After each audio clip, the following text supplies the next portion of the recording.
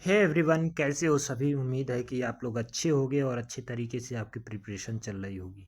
आज की इस क्लास में हम बात करने वाले हैं भाई geo informatics and nano technology for precision farming. मतलब प्रिसीजन फार्मिंग के लिए नैनो टेक्नोलॉजी के बारे में बात करेंगे, जियो इन्फॉर्मेटिक्स के बारे में बात करेंगे। इन सभी से हम कुछ एमसीक्यू डिस्कस करने वाले हैं, ठीक है। तो आप बने रहिएगा वीडियो के लास्ट तक, और चैनल पे पहली बार विजिट कर रहे हो तो सब्सक्राइब जरूर कर लेना। और एक चीज़ और मैं बता दूं कि अगर आपको और किसी भी टॉपिक पे वीडियो चाहिए, किसी भी सब्जेक्ट का चाहिए, तो कमेंट बॉक्स में ज़रूर बता देना। आपका एक सब्सक्राइब, एक लाइक हमारे लिए बहुत ही महत्वपूर्ण है, ठीक है। तो चलिए स्टार्ट करते हैं। आपको मैं 2 क्वेश्चन दूंगा जो आपको कमेंट बॉक्स में बताना है, शुरू का और लास्ट का, ठीक है। तो शुरू का क्वेश्चन क्या है, पहले वही देख लेते हैं। इसको आपको कमेंट बॉक्स में कमेंट करके बताना है, कमेंट में, ठीक है। अब कह रहा है कि benefit of precision farming, precision agriculture are. Benefits क्या है प्रिसीजन एग्रीकल्चर को, उसके बारे में डिस्क्राइब करना है, आपको बताना है। Better decision making, reduce production cost, reduce environmental effect और सॉरी इम्पैक्ट, और ऑल ऑफ दीज, ठीक है। इसमें से कौन सा ऑप्शन होगा, ये आपको मैं कमेंट बॉक्स में देखना चाहूँगा कि भाई कौन कौन आंसर कर रहा है इसका, ठीक है। नेक्स्ट देखते हैं, सेकेंड क्वेश्चन क्या आ जाता है। GPS provide information of. GPS किस तरह का इंफॉर्मेशन प्रोवाइड करता है, ठीक है। ये क्वेश्चन आपसे पूछा गया है। तो जीपीएस जीपीएस किस तरह का इंफॉर्मेशन प्रोवाइड करेगा, तो वो लेटीट्यूड का भी करता है, और लॉन्गिट्यूड का भी करता है, और एलिवेशन का भी करता है, ठीक है। तो इसका मतलब क्या हो जाएगा, तीनों इसका जो है करेक्ट आंसर हो जाएगा, ठीक है। और दूसरी बात, जीपीएस का अगर बहुत आसान क्वेश्चन आपके एग्जाम में आता है तो ये भी बन सकता है कि भाई जीपीएस का फुल फॉर्म क्या है। तो ग्लोबल पोजीशनिंग सिस्टम क्या है, ग्लोबल पोजीशनिंग सिस्टम, इसको भी याद रखना है, ठीक है। साथ ही साथ हमें जीआईएस का भी याद रखना है। किसका याद रखना है, जीआईएस का भी याद रखना है। तो इसका होता है जियोग्राफिकल इंफॉर्मेशन सिस्टम, ठीक। तो ये हो गए। अगला क्वेश्चन आता है, which characteristics of crop used in crop discrimination technique, ठीक है।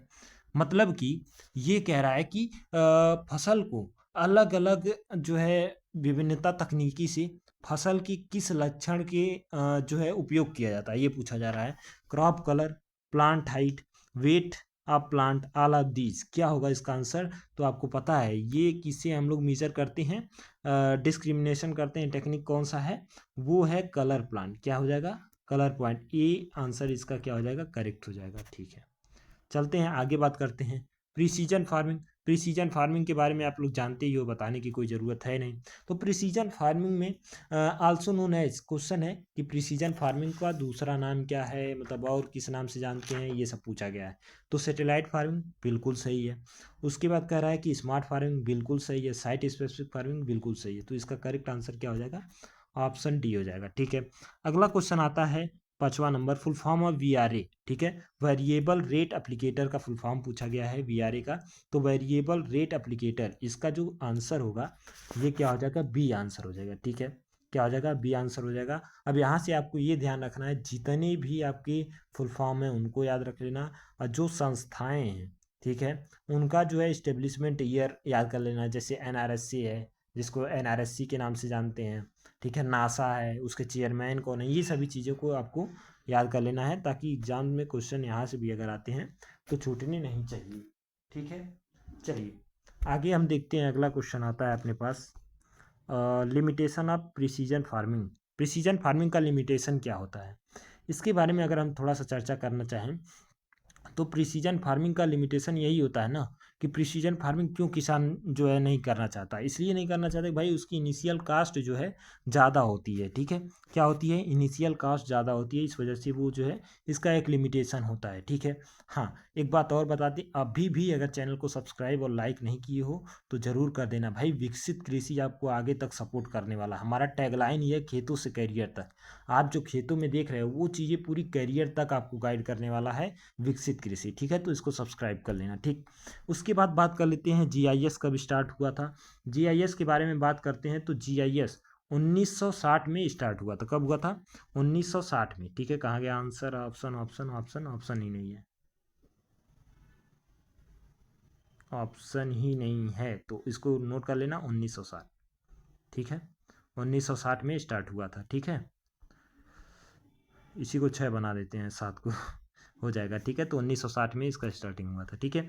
उसके बाद कह रहा है कि components of geo informatics. In geo informatics का जो है कंपोनेंट क्या होता है उसके बारे में बात कर लेते हैं। तो कार्टोग्राफी, ठीक है, सर्वेइंग, ठीक है, फोटोग्रामेटिक ये भी होगा। तो इसका जो करेक्ट आंसर हो जाएगा ऑल ऑफ दीज हो जाएगा, ठीक है। उसके बाद बात कर लेते हैं एनडीबीआई का फुल फॉर्म क्या होता है। एनडीबीआई के फुल फॉर्म के बारे में बात करते हैं तो नेशनलाइज्ड, ठीक, sorry, normalized difference vegetation index, ठीक है। नॉर्मलाइज्ड डिफरेंस वेजिटेशन इंडेक्स, मतलब ऑप्शन सी इसका क्या हो जाएगा, करेक्ट आंसर हो जाएगा, ठीक है। अब देखो, अब इस क्वेश्चन में बच्चे बहुत ज़्यादा कंफ्यूज हैं, बट मेरे पास इसका ऑफिशियल सोर्स है, ठीक है। Soil map scale used for soil series depiction, ठीक है। बहुत से बच्चे 1:8 बता रहे हैं, बहुत से बच्चे 1:25,000, 20,000, 2,000 इस तरह से बता रहे हैं। तो इसको मैं बता दूं आपको, इसका क्या होगा, 1:50,000 होगा। क्या होगा, 1:50,000 होगा। इसका सोर्स क्या है, इसका सोर्स बता देते हैं, principle of agronomy, SR Reddy की बुक है, ठीक है। उसमें आप जाके पढ़ लेना, साफ साफ लिखा हुआ है, ठीक है। तो इसका ऑप्शन क्या हो जाएगा, ए, ठीक है। आगे बात कर लेते हैं, which one is GIS software. GIS software कौन सा है, तो सभी जो है इसमें से सभी GIS सॉफ्टवेयर हैं, ऑल ऑफ दीज इसका क्या हो जाएगा, करेक्ट आंसर हो जाएगा, ठीक है। इसके बाद हम बात कर लेते हैं, किसका बात कर लेते हैं, elements of remote sensing process. Remote sensing process का जो है क्या होता है, मतलब जो है एक तरह से बोले तो एलिमेंट्स क्या होते हैं, इसके बारे में हम देखते हैं। तो इसका जो करेक्ट आंसर हो जाएगा ऑप्शन डी हो जाएगा। क्या हो जाएगा, ऑप्शन डी। ये सभी जो है रिमोट सेंसिंग के जो है क्या हैं आपके करेक्ट आंसर हो जाएंगे, मतलब क्या है, एक तरह का प्रोसेस होता है, ये सभी जो है यूज में आते हैं, ठीक है।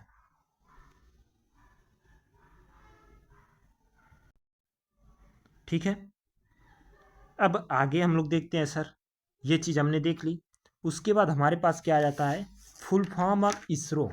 इसरो का फुल फॉर्म के बारे में पूछा है। तो इसरो का फुल फॉर्म आप लोग जानते ही हो, बताने वाली कोई ज़रूरत है नहीं, लेकिन फिर भी मैं बता देता हूँ, इसरो के बारे में कुछ जानकारियाँ दे देता हूँ। जैसे इसरो की जो स्थापना हुई थी, ये कब हुई थी, 15 अगस्त, ठीक है, 15 अगस्त 1969 में, ठीक है। कब हुई थी, 1969 में हुई थी। और ये कहाँ है, बेंगलोर में है, आप लोग जानते ही होंगे। बेंगलोर कहाँ है, बेंगलोर में है। और इसका और एक चीज़ बात कर लेते हैं, और इसकी एक चीज़ बात कर लेते हैं, इसके चेयरमैन जो हैं इस समय हैं आपके डॉक्टर, ठीक है, वी नारायणन। कौन है, वी नारायणन क्या है, इसकी जो है चेयरमैन है, ठीक है। तो और इसका फुल फॉर्म देख लेते हैं भाई, Indian space research organization, B इसका क्या हो जाएगा, करेक्ट आंसर हो जाएगा, ठीक है। आगे चलते हैं, अब आ गया NRSA सिचुएटेड इन। NRSA का full form national remote sensing agency, अब इसको NRSC के नाम से भी जानते हैं, ठीक है। और इसका जो इस्टेब्लिशमेंट कब हुआ था, तो 1974 में हुआ था। कब हुआ था, 1974 में, 1974 में हुआ था, और हैदराबाद में स्थित है, ठीक है। आगे बात कर लेते हैं, मोस्ट पॉपुलर नैनो फर्टिलाइजर कौन सा है, आप तो जानते ही हो, यूरिया है, सेकंड नंबर पे DAP है, फर्स्ट पे यूरिया है, सेकंड पे DAP है, ठीक है, ये भी याद रखना। उसके बाद हम बात कर लेते हैं सर, क्या बात कर लेते हैं, रिमोट सेंसिंग का widely used in India since. Remote sensing जो है वाइडली यूज्ड इंडिया में कब से होने लगा, हुआ था, ठीक है। तो इसमें विभिन्न मत आएंगे, ठीक है, लेकिन मैं बताता हूँ 1960 के आसपास, इसकी कहानी मैं बताता हूँ। 1960 के आसपास ये क्या हुआ था, मतलब बनाया गया था, ठीक है, अच्छी बात है। लेकिन नासा ने बोला, नासा, ठीक है, नासा ने क्या किया, 1972 में एक सैटेलाइट जो साइंटिफिक यूज के लिए जो है स्टार्ट की गई, उस सैटेलाइट का नाम था लैंडसेट, लैंडसेट 1, ठीक है। लैंडसेट 1 जो है रिलीज हुआ, वहीं से माना जाता है कि रिमोट सेंसिंग जो है वाइडली यूज होने लगा। तो 1972 इसका क्या हो जाएगा, ऑप्शन करेक्ट हो जाएगा। 1960 भी अगर ऑप्शन में है तो 1972 की तरफ ही जाओगे, ठीक है। बहुत से बच्चे ये देखेंगे कि कहीं ये जगह उस जगह, तमाम जगह गूगल पे देखेंगे तो अलग अलग आंसर आएंगे, लेकिन आपको क्या फॉलो करना है, NSA NRSA की जो वेबसाइट है, नासा की, इस तरह की वेबसाइट पे आपको भरोसा करना है, ठीक है। तो क्या हो जाएगा, 1972 हो जाएगा इसका करेक्ट आंसर, ठीक है, अच्छी बात है। आगे बात कर लेते हैं सर, आगे किस चीज़ पे बात करेंगे, natural energy reflection from earth surface major form. जो नेचुरल एनर्जी रिफ्लेक्शन होता है वो किसके कारण होता है, तो वो होता है पैसिव रिमोट सेंसिंग। क्या होता है, पैसिव। और वहीं एक्टिव की बात कर ले तो ये मैन मेड होता है, मतलब रडार वडार ये सब आता है। इसमें क्या करता है, सेंसर खुद इमिट करता है, मतलब निकालता है क्या, एनर्जी। ठीक है, अच्छी बात है, इसका सही हो गया। ठीक है, 18 का देखते हैं, IIRS। ठीक है, इसका फुल फॉर्म क्या होता है, Indian institute of remote sensing. ये कहाँ है, देहरादून में है। ठीक है, और इसकी स्थापना कब हुई थी, 1966 में हुई थी। कब हुई थी, 1966 में हुई थी। ठीक है, उसके बाद STCR की बात कर लेते हैं, तो सॉयल टेस्ट क्रॉप इल्ड कह लो, कुछ सॉयल टेस्ट क्रॉप रिस्पॉन्स भी बोल सकते हो। ठीक है, तो इसके अकॉर्डिंग ऑप्शन सी इसका हो जाएगा, लेकिन इल्ड की जगह रिस्पॉन्स हो तो सबसे बेटर है। ठीक है, नेक्स्ट क्वेश्चन आता है, वर्ड नैनो, ये ग्रीक वर्ड है। ठीक है, ये कैसा है, ग्रीक वर्ड है, यही पूछा है। नैनो ग्रीक तो है, लेकिन इसका मतलब क्या होता है, वेरी ड्वार्फ या फिर ड्वार्फ। और नैनो का मतलब ही आप जानते हो, 10⁻⁻9 मीटर। ठीक है, तो बहुत छोटा हो जाता है। ठीक है, तो इसलिए इसको वेरी ड्वार्फ बोलते हैं। ठीक है, आगे अगला क्वेश्चन आता है, idea idea of nano technology used in, first use कब हुआ था, तो ये हुआ था 2 दिसंबर 1959 में, सॉरी 29 दिसंबर, सॉरी क्षमा चाहेंगे, 29 दिसंबर 1959 में। अब इसको करने वाले रिचार्ड थे, कौन थे, रिचार्ड थे। ठीक है, रिचार्ड थे, फेनमन बोलते हैं उनको। ठीक है, ये रिचार्ड, ठीक है,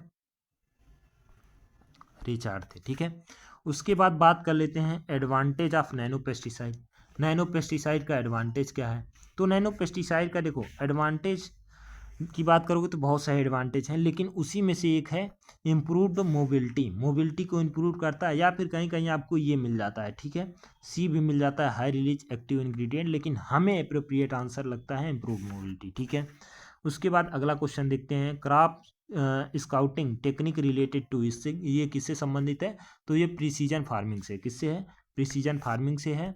अब आगे बात कर लेते हैं, nano technology in agriculture increases, क्या इंक्रीज कर दिया भाई, ये प्रोडक्टिविटी, कहीं ना कहीं क्या कर दिया, प्रोडक्टिविटी कह सकते हैं एक तरह से, हाँ, increase productivity of crop, crop की प्रोडक्टिविटी क्या कर दिया है, इंक्रीज कर दिया है। ठीक है, ठीक, तो इसका क्या हो जाएगा आंसर, आंसर इसका हो जाएगा ए। ठीक है, क्रॉप की प्रोडक्टिविटी क्या कर दिया है, इंक्रीज कर दिया है। ठीक है, आगे बात कर लेते हैं अगला, ये तो क्वेश्चन ही गलत है, मतलब क्वेश्चन सही है, ये आंसर गलत है।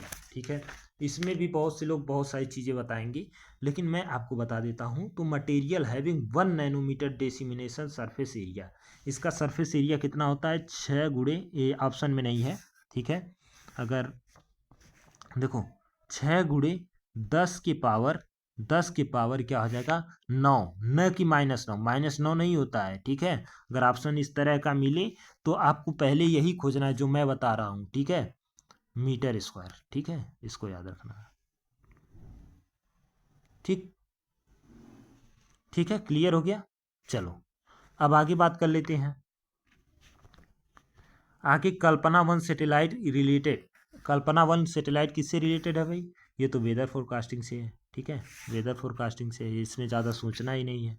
ठीक है, उसके बाद GPS centre located in UP, UP में जीपीएस सेंटर कहाँ लोकेटेड है, तो आपको बता दें जीपीएस सेंटर कहाँ लोकेटेड है, ये है लखनऊ में। कहाँ लोकेटेड है, लखनऊ में। ऑप्शन ए इसका क्या हो जाएगा, करेक्ट आंसर हो जाएगा। आगे बात कर लेते हैं full form of EMR, EMR का फुल फॉर्म क्या होता है, तो इलेक्ट्रोमैग्नेटिक रेडिएशन। ठीक है, इलेक्ट्रोमैग्नेटिक रेडिएशन होता है, और ये जो एनर्जी को कैरी करती है ये वेव के फॉर्म में करती है, ये भी चीज़ याद रखना, वेव के फॉर्म में। ठीक है, आगे बात करते हैं रडार का फुल फॉर्म क्या होता है, तो रडार का फुल फॉर्म आपके सामने आ जाता है, वो क्या होता है, तो रडार का फुल फॉर्म अगर देखोगे तो क्या हो जाएगा sir, radio detection and ranging. ठीक है, ऑप्शन इसका क्या हो जाएगा, ऑप्शन ए इसका करेक्ट हो जाएगा। ठीक है, इसी के साथ अब लास्ट क्वेश्चन आपसे जानना चाहेंगे, ये आपको कमेंट बॉक्स में बताना है क्वेश्चन नंबर डाल के। 30 नंबर क्वेश्चन क्या है, इन remote sensing thermal radiation range कितना होता है। ठीक है, इसको आपको बताना है कमेंट में, कमेंट करके बताना है। ठीक है, बाकी आज के लिए इतना ही, और चैनल को सब्सक्राइब कर लेना और अपने हर फ्रेंड के पास ज़रूर शेयर कर देना। भाई देखो, आपके लिए इतना मेहनत किया जा रहा है, इतना सब कुछ किया जा रहा है, तो आपके लिए कितना, बस एक उंगली तो घुमाना है सब्सक्राइब करने में। सब्सक्राइब दबा दो, घंटा दबा दो, हो गया। ठीक है, हम भी खुश, आप भी खुश। ठीक है, तो जो है इतना जो है आप प्रैक्टिस करिएगा, यहीं से क्वेश्चन वश्चन बनेंगे। ठीक है, बाहर से क्वेश्चन नहीं आएगा, कुछ क्वेश्चन होंगे जो बाहर से आएंगे। और आपका जो सिलेबस है, उस सिलेबस को अच्छे से 2 3 बार 4 बार, जितना बार आप दोहरा सकते हैं उतना बार दोहराइएगा। ठीक है, तो इसी के साथ ख़त्म करते हैं। तो जुड़े रहिए विकसित कृषि के साथ, खेतों से करियर तक। ठीक है, धन्यवाद, मिलते हैं बहुत जल्दी। ठीक है, थैंक यू।